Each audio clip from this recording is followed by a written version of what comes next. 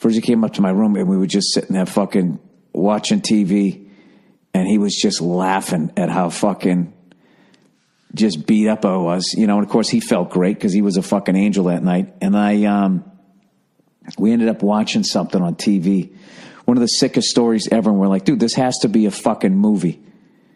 And of course in the end they said that they were going to turn it into a movie. It was basically about this guy, right? It was this fucking show about serial killers.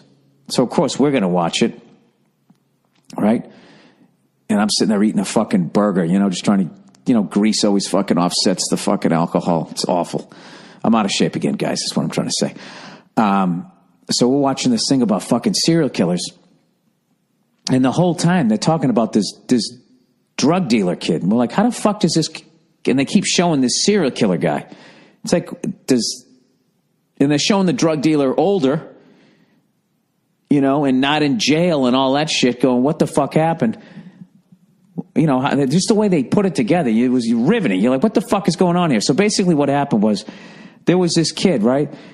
He played football. They called him the assassin because every game he ever played, he took somebody out, right? Was it the assassin? Or was that Jack Tatum? Now I forget. It was something like assassin. So he fucking, and just movie star good looks. All right? And he's the star of the football team. And the lady's sitting there interviewing him going, as he's walking around his high school going like, so you were basically a legend here. And he goes, yeah, I was. He wasn't being arrogant. He said, yeah. He goes, they retired my jersey. They had like pictures of me up on the wall and all that, blah, blah, blah, blah. All the women loved him. I mean, this guy was just like, he looked like a movie star and his life was a movie. So his big Achilles heel was he didn't have money. And he wanted to keep up with the rich kids. So he started dealing drugs and he ended up being really good at it. And by the time he was like 20 years old, this fucking guy was making like $1 million a year. Crushing it, right? He's got a fake, wall in his walk-in closet where he's got another room where he's keeping all the money in a safe. He's throwing all these fucking crazy parties. And it almost seemed like this American Greed type story as opposed to this serial killer thing. And they keep going back to this serial killer fucking piece of shit who's killing these girls, these teenage girls. So long story short, he's laying in bed one night and he's just thinking, I got to get out of this life. I'm so sick of looking over my shoulder. I can't do this anymore. How am I going to get out of this? But he's addicted to the money. He's addicted to the life and all of that type of stuff. And he hears just rattling on the door. And I'm thinking, oh, fuck, it's the serial killer. And he obviously fought the guy and won. What the fuck happens, right? All of a sudden the door fucking blasts open. And all these fucking, is it the ATF that shows up when you get busted as a drug dealer? Was that alcohol, tobacco, firearm? I don't know what the fuck it is. So anyways, they fucking come, FDA, Food Drug Administration, the Chicago Transit Authority, I don't know what the fuck it is. Whatever the fuck that thing is, they come fucking blasting through the door. Run up, a bunch of guys with the fucking miner helmets on, with the fucking Uzis from a Steven Seagal movie. Going, get on the ground, if you fucking look at me, I'll blow your fucking head off. And the whole thing was over. And he disgraced his family name. And they never said it, but I imagine they probably took his fucking pictures down off of the high school and all of that type of shit. Did some OJ shit, right? Take all his trophies and all that fucking shit. So it's over, right? So then he's sitting in jail. And they tried to get him to flip.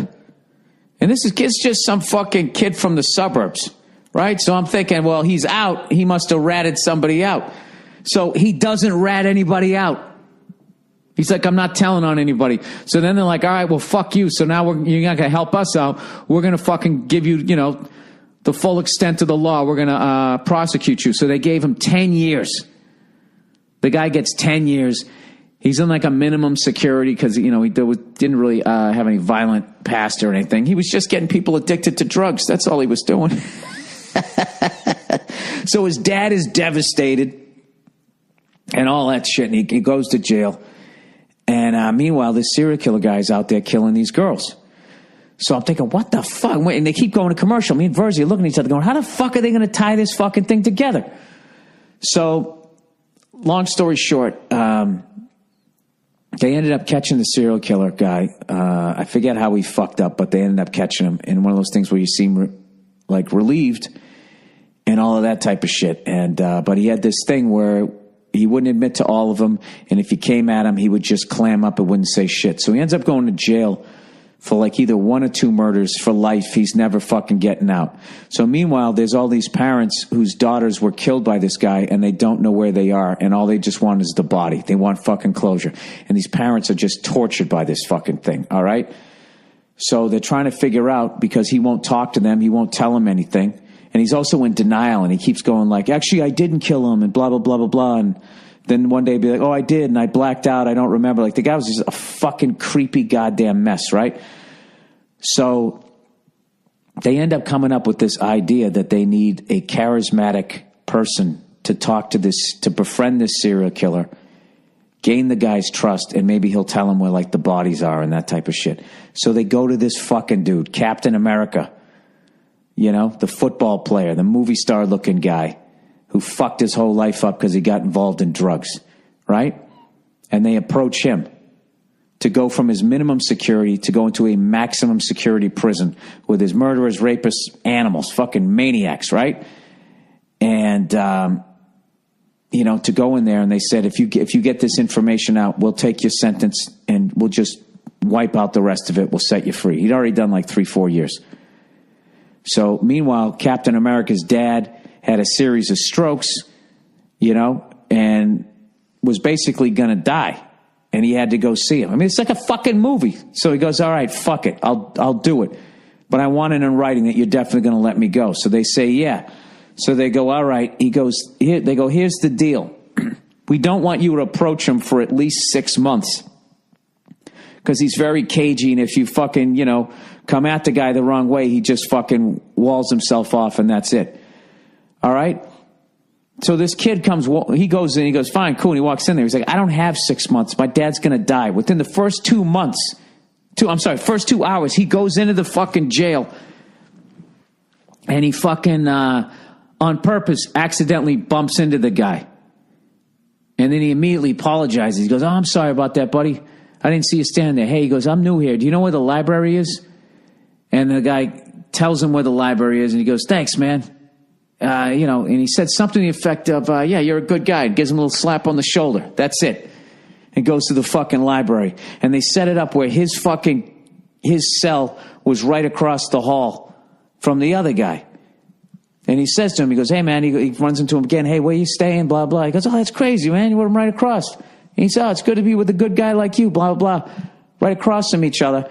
And he goes, so then fucking the serial killer guy, one day he goes, hey, you want to get lunch with me and my friends? And at this point, me and Verzi were fucking laughing our balls off, going like, this kind of social shit happens in prison? Like, hey, some friends of mine, gonna have some other murderers and serial killers. We're gonna get some, you know, a frap and a fucking rap or something. You want to come down? Just kind of hang out. I'll meet you down in the commissary, right? You always think it's all just getting shanked and trying not to get raped, right? So he goes, yeah, cool. So long story, he gains this guy's fucking confidence. And one time he actually goes in and he sees the guy. He's got a map with all these red dots on it and all that shit. And he's trying to get to it and blah, blah, blah. So the guy starts opening up and he finally ends up telling him this fucking stories of all the women that he killed and all of that shit. And sort of kind of mentioned, he gave him like sort of enough information about where the bodies were. And the Captain America guy kind of fucked up. Because once he got the information, he thought he had enough information to find all the bodies and get himself out of prison. And he just couldn't. Oh, wait, I forgot the best part. I'm sorry. This is going to be like a Tarantino movie. Now we're going to jump backwards. Another way he gained the guy's confidence was one day they were sitting in the TV room watching TV. He's sitting next to this guy. And this big fucking giant dude just gets up and turns the channel. Without talking to anybody. And as he turns the channel, the serial killer, who was like a meek little guy, and he just kind of went, he just sort of said out loud to nobody, he was like, hey, I was watching that. Like, powerlessly. Really fucking weird psycho thing. And the fucking Captain America dude walked up to the big dude and knocked him out. Just beat the guy's ass, hit him with an uppercut, fucking forearm shiver, and just sent this guy flying through some chairs. And then they stuck him in the hole. That's what happened. And then when he fucking comes out, tell me this doesn't sound like a fuck. I almost don't even believe it. So that's when he gained the guy's confidence. That's when the dude told him. And the second he tells him, this dude, Captain America, couldn't hold it in anymore. And he goes, dude, you know what? You're a sick fucking piece of shit, blah, blah, blah, and flipped out on him. And then the serial killer just backed up and he goes, who sent you? And he goes, so-and-so sent you, right? And he named the prosecutor. And then he just fucking disappeared. And the map disappeared too. So then it's like they didn't get the map. So there was a thing, we don't know where the fucking bodies still are, blah, blah, blah, blah, blah. But you got him to admit to these fucking murders. So we know that the women are at least dead, blah, blah. Basically, in the end, he did enough where he got out. And the whole time we were watching this fucking thing, we were just going like, this is a fucking movie. Now, I guarantee you when they do the fucking movie, they don't even need to add any mustard to it. But I guarantee you in the movie, he won't flip out in the end. You know, or if he flips out, but then he somehow, and then that'll be the last little like hiccup, like, oh no, they didn't find the map. In the movie, he'll find the map, and then the parents will actually get closure. But in real life, you know, it's not a fucking movie and it sucks. But isn't that unbelievable? That's like it's so fucking nuts. Like at one point they were visiting his old house and he goes, yeah, I used to live here. I had all these cars. I threw like a fucking 20 kegger here one night, and he goes up into the room and he shows the secret place where his safe is. And you know, one of those Fort Knox fucking things. It's just, I don't know, man. It was fucking, an incredible story. Whatever. I know half of them fucking glorifying a goddamn drug dealer, right? Isn't that what I'm doing? And in the end, I know you guys wanted a happy ending. There wasn't a happy ending because he kind of screwed it up in the end. But they still let him go, though, which is sort of odd, right?